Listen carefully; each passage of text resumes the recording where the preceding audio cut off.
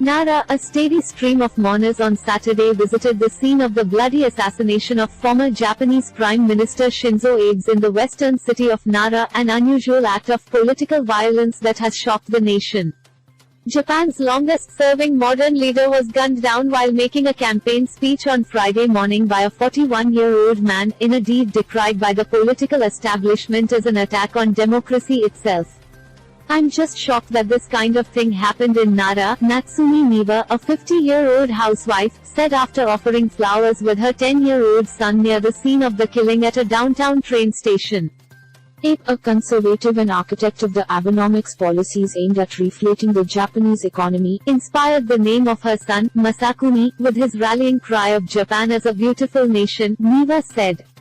Kuni means nation in Japanese. Campaigning resumed on the final day of electioneering before polling for the upper house of parliament, which is expected to deliver victory to the ruling coalition led by Prime Minister Fumio Kishida, an Abe protege. A wave of sympathy votes now could boost the margin of victory, James Brady, vice president at advisory firm Tenio, wrote in a note.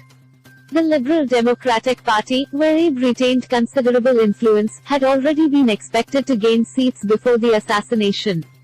Abe's death has raised questions about the security measures for public figures in Japan, where politicians commonly make direct appeals to voters outside train stations and supermarkets during campaigning season. A scion of a political family who became Japan's youngest post-war premier, Abe was rushed to a Nara hospital following the shooting.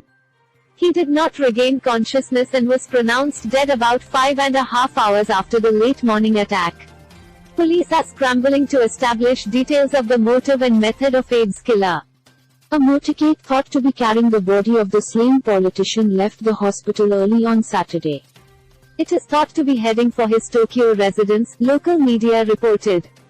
Kishida spoke on Saturday with US President Joe Biden, who expressed his condolences and praised Abe's leadership, NHK reported. Abe was key in the creation of the Quad grouping aimed at countering China's influence in the Indo-Pacific region. The other members, the United States, India and Australia, expressed shock at the assassination in a joint statement. "We will honor Prime Minister Abe's memory by redoubling our work towards a peaceful and prosperous region," the statement said.